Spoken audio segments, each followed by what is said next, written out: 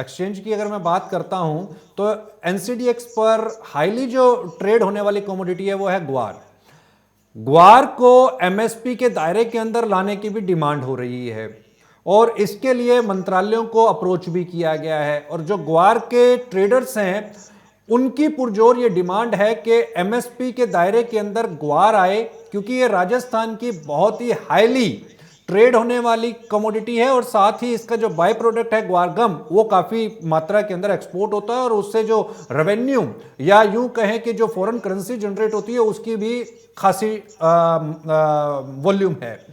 तो ऐसे में अगर एमएसपी के दायरे के अंदर ग्वारगम आती है और ग्वार सीड आती है, माफ कीजिएगा, तो इसका फायदा क्या एक्सचेंज पर ट्रेडर्स को मिलेगा? क्या एक्सचेंज के ऊपर पे वॉल्यूम्स इससे इंक्रीज हो सकते हैं?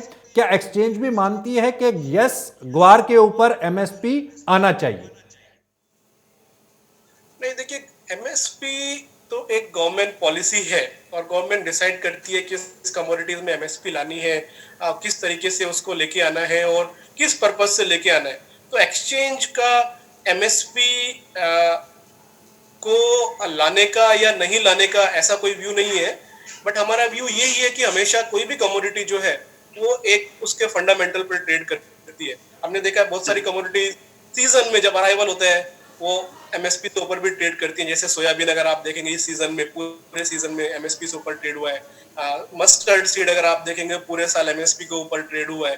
तो आई थिंक कहीं ना कहीं एमएसपी के साथ साथ जो एक डिमांड सप्लाई का फैक्टर है वो उसके ऊपर भी हमें एज ए इकोनॉमी ध्यान देने की जरूरत है। We can not keep on producing what we don't need, right. और कहीं ना कहीं ऐसे गवर्नमेंट भी अगर आप देखेंगे पुश कर रही है ऑयल सीड जो मिशन है कि बाकी सब चीजों में हम अभी सेल्फ सफिशिएंट हो गए हैं बट ऑयल सीड में नहीं हुए। तो गवर्नमेंट में भी कुछ नया fund, oil seed mission already चल रहा है, फोकस उनका बराबर चल रहा है, तो वो है।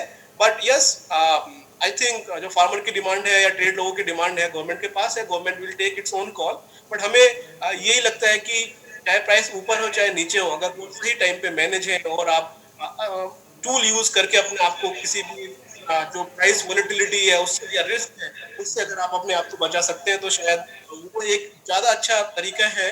क्योंकि एमएसपी भी अगर आप देखें किसी भी कमोडिटीज में 100% प्रोटेक्ट नहीं करती है फार्मर को। अगर आप देखेंगे तो वीट जैसी कमोडिटीज में जहाँ पे गवर्नमेंट 40 मिलियन टन खरीदती है, या पैडी जहाँ पे 70 मिलियन टन का वो फिगर देती है, 75 मिलियन टन का, मस्टर्ड भी खरीदती है, चना भी खरीदती है, बट 100% फार्मर उसका बेनिफिट नहीं ले पाते।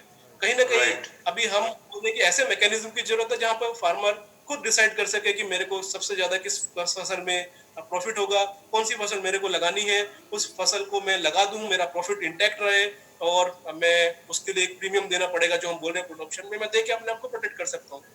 तो कहीं ना कहीं वो एक चीज है जिसकी तरफ हमें धीरे धीरे धीरे धीरे सोचना पड़ेगा। बट यस, अगर गवर्नमेंट एमएसपी भी लाती है तो हमें नहीं लगता कि उससे एक्सचेंज के ऊपर कुछ फर्क पड़ेगा, क्योंकि एक्सचेंज के जो प्राइसेस है वो मंडी प्राइसेस स्पॉट मार्केट के ऊपर ड्राइव होते हैं और वो जो प्राइसेस है आई थिंक डिमांड सप्लाई के बेसिस पे ही मूव होते हैं।